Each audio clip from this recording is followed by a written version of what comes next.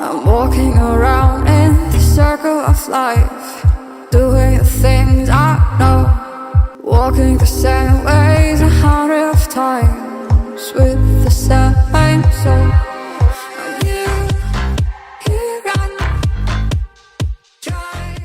Samsung Galaxy A22 5G ഈ ഒരു ഫോണാണ് നമ്മളിപ്പോൾ കണ്ടത്. 5G phone.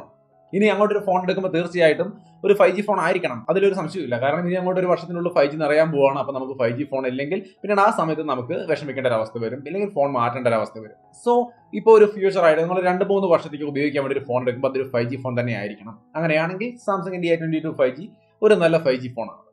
മാത്രവുമല്ല, ഒരു പ്രധാനപ്പെട്ട കാര്യം ഇവിടെ ശ്രദ്ധിക്കാനുള്ളത്, ഒരു 5G ഫോൺ എടുക്കുമ്പോൾ അതിൽ കൂടുതൽ 5G ബാൻഡുകൾ സപ്പോർട്ട് ചെയ്യുന്ന 5G ഫോൺ വേണം എടുക്കാൻ. അതല്ലെങ്കിൽ ഇപ്പോൾ ഒരു ബാൻഡൊക്കെയുള്ള ഒരു 5G ഫോൺ എടുത്തു കഴിഞ്ഞാൽ തീർച്ചയായിട്ടും ചിലപ്പോൾ ആ ഒരു ടൈമിൽ നമ്മുടെ മുമ്പിലേക്ക് എത്തുന്ന 5G ചിലപ്പോൾ ആ ഒരു ബാൻഡ് അല്ല നമ്മുടെ ഏരിയയിൽ വരുന്നെങ്കിലോ ആ 5G ഫോൺ യൂസ്ലെസ് ആയിരിക്കും. അപ്പോൾ നമുക്ക് കൂടുതൽ 5G ബാൻഡുകൾ സപ്പോർട്ട് ചെയ്യുന്ന 5G ഫോൺ എടുക്കുക എന്നുള്ളതാണ് അതിനുള്ള സൊല്യൂഷൻ. അങ്ങനെ നോക്കിയാലും സാംസങ്ങിന്റെ ഈ 5G ഫോൺ തീർച്ചയായിട്ടും ബെറ്റർ ആയ ഒരു ഓപ്ഷനാണ്. 11ഓളം വരുന്ന 5G ബാൻഡുകളാണ് ഈ ഒരു ഫോണിൽ സപ്പോർട്ട് ചെയ്യുന്നത്. നിങ്ങൾക്ക് ഇവിടെ കാണാം 5G ബാൻഡുകൾ. ഇത്രയധികം 5G ബാൻഡുകൾ സപ്പോർട്ട് ചെയ്യുന്ന ഒരു 5G ഫോണാണ്. സോ 5G ഗ്യാരണ്ടിയാണ് ഈ ഒരു ഫോണിൽ എന്നാണ് സാംസങ് പറയുന്നത്. സോ അതാണ് ഈ ഒരു ഫോണിന്റെ ഹൈലൈറ്റ്. സാംസങ് കൊണ്ടുവന്നിരിക്കുന്ന സാംസങ്ങിന്റെ ഗാലക്സി A22 5G ആണ് ഫോക്കസ് ചെയ്യുന്നത്.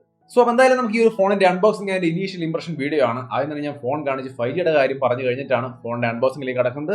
ഫോണിന്റെ ബോക്സിൽ എന്തൊക്കെയാണ് വരുന്നത് ഞാൻ ജസ്റ്റ് ഒന്ന് കാണിച്ചു തരാം. ബോക്സ് നിങ്ങൾക്ക് ഇവിടെ കാണാം. ഗാലക്സി A22 5G എന്ന എഴുതിയിട്ടുള്ള ഒരു ബോക്സ്. ഡീസന്റ് ആയ നോർമലായിട്ട് വരാറുള്ള സാംസങ്ങിന്റെ ബോക്സ് തന്നെ.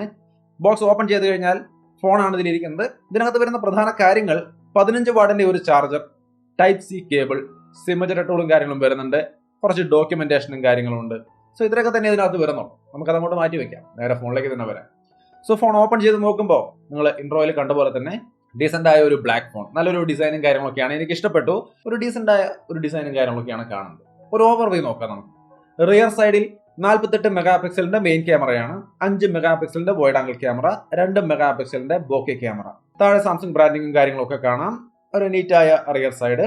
താഴേക്ക് വന്നാൽ speaker grill, type C port, main microphone, 3.5mm headphone jack. Right സൈഡിൽ ഫിംഗർ പ്രിന്റ് സെൻസർ ഇന്റഗ്രേറ്റ് ചെയ്തിരിക്കുന്ന പവർ ബട്ടൺ, വോളിയം റോക്കേഴ്സും കാണാം. ലെഫ്റ്റ് സൈഡിലേക്ക് വന്നു കഴിഞ്ഞാൽ sim tray, triple card slot support ചെയ്യും. ടോപ്പ് സൈഡിൽ നോയ്സ് ക്യാൻസലിംഗ് മൈക്രോഫോൺ ആണ്. ഫ്രണ്ടിൽ 6.6 ഇഞ്ച് വരുന്ന ഫുൾ HD+ ഡിസ്പ്ലേ ആണ് വരുന്നത്. ഈ ഇൻഫിനിറ്റി വി ഡിസൈൻ ആണ്. ആ വി ഡിസൈനകത്താണ് 8 മെഗാ പിക്സലിന്റെ സെൽഫി ക്യാമറ. സോ അപ്പോൾ ഇതാണ് ഇതിന്റെ ഒരു ഓവർവ്യൂ. ഓവറോൾ എങ്ങനെയുണ്ട് ഇതിന്റെ കാര്യങ്ങളൊക്കെ കാണുമ്പോൾ ഒരു ഡീസന്റ് ആയ ഒരു സാംസങ് ഫോൺ, ഈ റേഞ്ചിലൊക്കെ നമ്മൾ കാണുന്ന ഒരു ഡീസന്റ് ആയ സാംസങ് ഫോണിന്റെ ഡിസൈൻ ആണ്. ഇതിന്റെ ഡിസ്പ്ലേയിലേക്ക് വന്നു കഴിഞ്ഞാൽ 6.6 ഇഞ്ച് വരുന്ന ഡിസ്പ്ലേയുടെ ക്വാളിറ്റി നിങ്ങൾക്ക് ഇവിടെ കാണാം. തീർച്ചയായിട്ടും നമ്മൾ ഇവിടെ സാംസങ്ങിന്റെ സൂപ്പർ AMOLED ഡിസ്പ്ലേ മിസ് ചെയ്യാൻ പോകുന്നുണ്ട്. ഇത് വന്നിട്ട് 6.6 ഇഞ്ചിന്റെ ഫുൾ HD+ TFT ഡിസ്പ്ലേ ആണ്. 90 Hz റീഫ്രഷ് റേറ്റ് ഒക്കെ ഉണ്ട്. ഓവറോൾ നിങ്ങൾ ഈ കാണുന്ന തരത്തിലുള്ള ഒരു വിഷ്വൽ ക്വാളിറ്റി ഈ ഡിസ്പ്ലേക്ക് ഉണ്ട്. തീർച്ചയായിട്ടും ക്വാളിറ്റി ഉള്ള, നല്ല കളർ റീപ്രൊഡക്ഷൻ ഒക്കെ ഉള്ള നല്ല ഡിസ്പ്ലേ തന്നെയാണ്. അപ്പം തന്നെ കൂടിയ റീഫ്രഷ് റേറ്റ് ഉള്ളതുകൊണ്ട് അതിൻ്റെതായ ഒരു സ്മൂത്ത് എക്സ്പീരിയൻസും നമുക്ക് ഈ ഫോൺ യൂസ് ചെയ്യുമ്പോൾ വരുന്നുണ്ട്. സോ അപ്പോൾ അതിന്റെ ഒരു ഡിസ്പ്ലേയുടെ ക്വാളിറ്റിയും സ്മൂത്ത്നെസ്സും കാര്യങ്ങളൊക്കെ മനസ്സിലായല്ലോ. നമുക്ക് ഇതിന്റെ ക്യാമറ കൂടി നോക്കാം. മെയിൻ ക്യാമറ 48 മെഗാ പിക്സലിന്റെ മെയിൻ ക്യാമറയാണ് വരുന്നത്. നിങ്ങൾക്ക് ഇവിടെ കാണാം ഇമേജുകൾ. ഓവറോൾ ഒരു ഡീസന്റ് ക്വാളിറ്റി ഇമേജുകൾ. ഒരു നോർമൽ ക്യാമറയിൽ നിന്നും ഒരു മിഡ് റേഞ്ച് ഫോണിലെ ക്യാമറയിൽ നിന്ന് കിട്ടുന്ന ഒരു ക്വാളിറ്റി നോക്കിയാൽ തീർച്ചയായിട്ടും നന്നായിട്ടുണ്ടെന്നാണ് തോന്നുന്നത്. നിങ്ങളാണ് തീരുമാനിക്കേണ്ടത്. ഈ ഒരു പ്രൈസിന്, ഇതിന്റെ പ്രൈസ് ഞാൻ പറയാം. എന്തായാലും ഈ ഒരു വില ഞാൻ പറഞ്ഞു കഴിയുമ്പോൾ ആ വിലയ്ക്ക് ഈ ക്യാമറ ക്വാളിറ്റി നിങ്ങൾക്ക് ഓക്കെ ആണോ എന്നുള്ളത് നിങ്ങൾ ഡിസൈഡ് ചെയ്യണം. സോ എന്തായാലും മെയിൻ ക്യാമറയുടെ ഇമേജുകളാണ് നമ്മൾ കാണുന്നത്. ഡേ ലൈറ്റിലും ആർട്ടിഫിഷ്യൽ ലൈറ്റിംഗ് കണ്ടീഷനിലുള്ള ഇമേജ് ക്വാളിറ്റി നിങ്ങൾക്ക് ഇവിടെ കാണാം. സോ എന്തായാലും ഇതാണ് മെയിൻ ക്യാമറയുടെ ഇമേജ് ക്വാളിറ്റി. വീഡിയോ ക്വാളിറ്റി കൂടി നിങ്ങൾക്ക് കാണാം. ഡേ ലൈറ്റിൽ ഒരു വീഡിയോ ക്വാളിറ്റിയാണ് നിങ്ങൾ ഇവിടെ കാണുന്നത്. എങ്ങനെയുണ്ട് ഇതിന്റെ ഒരു ഓവറോൾ ക്വാളിറ്റി? കൊള്ളാവോ? നിങ്ങളാണ് ഡിസൈഡ് ചെയ്യേണ്ടത്.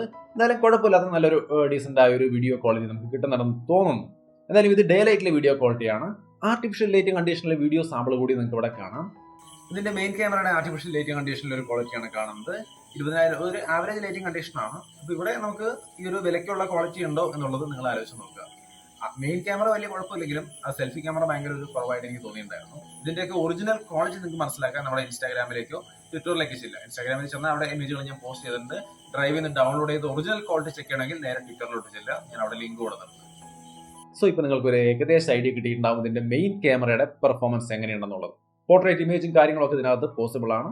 നിങ്ങൾക്ക് അവിടെ കാണാം. നോർമലി ഹ്യൂമൻ സബ്ജക്ട് എടുക്കുമ്പോൾ ഒരു ഇമേജും പോർട്രേറ്റ് മോഡ് എടുക്കുമ്പോൾ ഒരു ക്വാളിറ്റിയും ഒക്കെ നിങ്ങൾക്ക് അവിടെ കാണാം. ഇനി നമുക്ക് ഇതിന്റെ സെൽഫി ക്യാമറയിലേക്ക് വന്നു കഴിഞ്ഞാൽ നിങ്ങൾ ഈ കാണുന്ന തരത്തിലുള്ള ഒരു ഇമേജ് ക്വാളിറ്റിയാണ് ഇതിന്റെ സെൽഫി ക്യാമറ ഡേ ലൈറ്റിൽ തരുന്നത്. സോ എങ്ങനെയുണ്ട്, നിങ്ങൾക്കിത് ഇഷ്ടപ്പെടുന്നുണ്ടോ? നല്ല കളറും കാര്യങ്ങളൊക്കെ ആയിട്ട് അടിപൊളി സെൽഫി ക്യാമറയാണെന്ന് നിങ്ങൾക്ക് തോന്നുന്നുണ്ടോ? അതോ എന്തെങ്കിലും നിങ്ങൾക്ക് പരാതി പറയാനുണ്ടോ? തീർച്ചയായിട്ടും കമന്റ് ആയിട്ട് ഷെയർ ചെയ്യാം. ഇതിനകത്ത് 8 മെഗാ പിക്സലിന്റെ സെൽഫി ക്യാമറയാണ് വന്നിരിക്കുന്നത്. സോ അതിന്റെ ഒരു ക്വാളിറ്റിയാണ് നമ്മൾ ഇവിടെ കാണുന്നത്. ആർട്ടിഫിഷ്യൽ ലൈറ്റിംഗ് കണ്ടീഷനിലേക്ക് വന്നാലുള്ള ഇമേജ് ക്വാളിറ്റി നിങ്ങൾക്ക് ഇവിടെ കാണാം. സോ അപ്പോൾ ഈ രീതിയിലുള്ള ഒരു ഇമേജ് ക്വാളിറ്റിയാണ് ഡേ ലൈറ്റിലും ആർട്ടിഫിഷ്യൽ ലൈറ്റിംഗ് കണ്ടീഷനിലൊക്കെ ആയിട്ട് കിട്ടുന്നത്. ഡേ ലൈറ്റിലെ ഒരു വീഡിയോ ക്വാളിറ്റി നിങ്ങൾക്ക് ഇവിടെ കാണാം. എങ്ങനെയുണ്ട് ഡേ ലൈറ്റിലെ വീഡിയോ ക്വാളിറ്റി? കൊള്ളാവോ? സോ എന്തായാലും ഡേ ലൈറ്റിലെ വീഡിയോ ക്വാളിറ്റി ഏകദേശം ഇങ്ങനെയൊക്കെയാണ്. ആർട്ടിഫിഷ്യൽ ലൈറ്റിംഗ് കണ്ടീഷനിലേക്ക് വരുമ്പോൾ ഒരു വീഡിയോ ക്വാളിറ്റി കൂടി നമുക്കൊന്ന് ജസ്റ്റ് കണ്ടു നോക്കാം. ഇൻഡോർ ലൈറ്റിംഗിലെ, അതായത് ആർട്ടിഫിഷ്യൽ ലൈറ്റിംഗ് കണ്ടീഷനിലെ ഒരു വീഡിയോ ക്വാളിറ്റിയാണ് ഈ കാണുന്നത് സെൽഫി ക്യാമറയുടെ. അപ്പോൾ ഈ രീതിയിലുള്ള ഒരു ക്വാളിറ്റിയാണ് കിട്ടുക. ഇതെന്തായാലും ഒരു മികച്ച ക്വാളിറ്റി ആയിട്ടൊന്നും പറയാനില്ല അല്ലേ.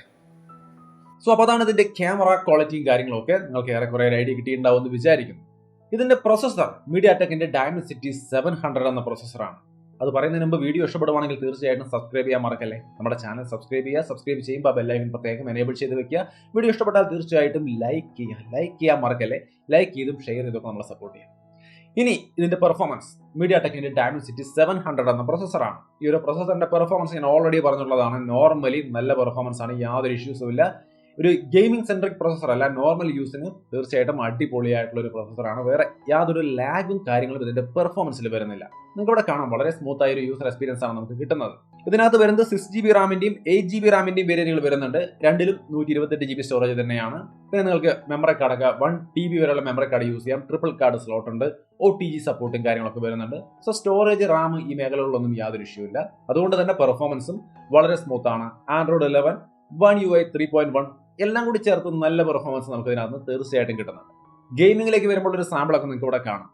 ഗെയിമിങ്ങിനും ഈ ഒരു പ്രൊസസ്സറിൻ്റെതായ പവറുള്ള ഗെയിം പ്ലേ ഇതിനകത്ത് പോസിബിൾ ആണ്. നമ്മൾ ഇതിന്റെ ഒരു ഗെയിം ജസ്റ്റ് ഒന്ന് കളിച്ച് നോക്കിയിട്ട് എങ്ങനെയുണ്ട് ഗെയിമിംഗ് എക്സ്പീരിയൻസ് എന്നുള്ളത് നമ്മുടെ ടെക് റൈഡ് ചാനലിലേക്ക് ഇടുന്നുണ്ട്. നിങ്ങൾക്ക് വേണമെങ്കിൽ അവിടെ പോയി കണ്ടു നോക്കാം. എന്തായാലും ഈ രീതിയിൽ നോർമൽ ആയിട്ടുള്ള ഒരു ഗെയിമിംഗ് ഒക്കെ ഇതിനകത്ത് പോസിബിൾ ആണ്. ഒരു ഹൈ എൻഡ് ഗെയിമിംഗ് ഫോണൊന്നും അല്ലത്, ബട്ട് നോർമൽ ആയിട്ടുള്ള ഈ കാണുന്ന തരത്തിലുള്ള ഒരു ഗെയിം പ്ലേ ഒക്കെ ഈ ഫോണിനകത്ത് കിട്ടും. ബാറ്ററിയിലേക്ക് വന്നു കഴിഞ്ഞാൽ 5000 mAh ബാറ്ററിയാണ്. തീർച്ചയായിട്ടും 1-2 ദിവസം സുഖമായിട്ട് കിട്ടും. ബാറ്ററി ലൈഫിലൊന്നും വേറെ ഇഷ്യൂസ് ഇല്ല. 15 വാട്ടിന്റെ ചാർജറാണ് വരുന്നത്. സോ അതിൻ്റെതായ ഒരു ചാർജിങ് സ്പീഡും കാര്യങ്ങളൊക്കെ നിങ്ങൾക്ക് എക്സ്പെക്ട് ചെയ്യാം. സോ അപ്പോൾ അത്രയുമാണ് ഈ ഒരു ഫോണിന്റെ മെയിൻ ആയിട്ടുള്ള ഘടകങ്ങൾ. ഇനി ചെറിയ 1-2 കാര്യങ്ങൾ. വൈഫൈ കോളിംഗ് പോലുള്ള സംവിധാനങ്ങളുണ്ട്. OTG സപ്പോർട്ട് പോലുള്ള കാര്യങ്ങൾ വരുന്നുണ്ട്. വോൾട്ടേജ് സംവിധാനങ്ങളൊക്കെ ഇതിനകത്ത് വരുന്നുണ്ട്. അതേപോലെ തന്നെ ക്യാമറ ടു API നോക്കിക്കഴിഞ്ഞാൽ ഫുൾ ആണ്, ലെവൽ 3 കിട്ടുന്നില്ല. വൈഡ് ബാൻഡ് L1 സർട്ടിഫിക്കേഷൻ നോക്കിയാൽ ലെവൽ 1 തന്നെ എനേബിൾഡ് ആണ്. സോ നിങ്ങൾക്ക് ആമസോൺ, നെറ്റ്ഫ്ലിക്സ് എന്നൊക്കെ ഫുൾ HD തന്നെ കണ്ടന്റുകൾ സ്ട്രീം ചെയ്ത് കാണാം. സാർ വാല്യൂ നോക്കിക്കഴിഞ്ഞാൽ ഹെഡ് സാർ വാല്യൂ 0.47 ആണ് വരുന്നത്. സോ അപ്പോൾ ഇങ്ങനെയാണ് ഇതിന്റെ പ്രധാനപ്പെട്ട കുറെ ചെറിയ കാര്യങ്ങളൊക്കെ വരുന്നത്. 20,000 രൂപ താഴെ, അതായത് 6GB റാം 128GB സ്റ്റോറേജിന് 19,999 രൂപയാണ്. അതേപോലെ തന്നെ 8GB റാം 128GB സ്റ്റോറേജ് വരുന്നുണ്ട്. അതിന്റെ വില 21,999 രൂപയാണ്. HDFC കാർഡിന്മേൽ ക്യാഷ് ബാക്ക് 1,500 രൂപ കൊടുക്കുന്നുണ്ട്. അപ്പോൾ നിങ്ങൾക്ക് വേണമെങ്കിൽ ആ ഒരു ക്യാഷ് ബാക്ക് ഒക്കെ യൂസ് ചെയ്യാൻ ശ്രമിക്കാം. സോ കുറച്ച് ബെറ്റർ ആയ ഒരു വാല്യൂ കിട്ടും. സോ ഈ ഒരു പ്രൈസിൽ ഈ ഒരു ഫോൺ എന്ന് പറയുമ്പോൾ സാംസങ് ഫോൺ വേണം, ഇതുപോലെ മിഡ് റേഞ്ചിൽ സാംസങ്ങിന്റെ ഒരു ഫോൺ എടുക്കണം. 1-2 വർഷത്തേക്ക് ഷുവറായ ഒരു സോഫ്റ്റ്വെയർ അപ്ഡേറ്റും കാര്യങ്ങളും വേണം. 5G ഉണ്ടാവണം. 5G തന്നെ എല്ലാ ബാൻഡുകളും ഒരുവിധം 10-15 ബാൻഡൊക്കെ വേണം. 5G ഗ്യാരണ്ടി ആയിരിക്കണം എന്നൊക്കെ ചിന്തിക്കുന്ന ഒരു നല്ല സാംസങ്, ഫ്യൂച്ചർ പ്രൂഫായ ഒരു സാംസങ് 5G ഫോൺ എടുക്കാൻ ആഗ്രഹിക്കുന്നവർക്ക് തീർച്ചയായിട്ടും നല്ലൊരു നോർമൽ യൂസിന് പറ്റിയ നല്ലൊരു സാംസങ് ഫോൺ ആണെന്നാണ് ഞാൻ മനസ്സിലാക്കിയിട്ടുള്ളത്. കേട്ട കാര്യങ്ങളിൽ നിന്ന് നിങ്ങൾക്ക് എന്താണ് തോന്നിയത്? തീർച്ചയായിട്ടും കമന്റ് ആയിട്ട് ഷെയർ ചെയ്യാം. വീഡിയോ ഇഷ്ടപ്പെട്ടാൽ ലൈക്ക് ചെയ്തും ഷെയർ ചെയ്തൊക്കെ നമ്മളെ സപ്പോർട്ട് ചെയ്യാം. വീണ്ടും ഒരു വീഡിയോ ആയിട്ട് കണ്ടുമുട്ടാം.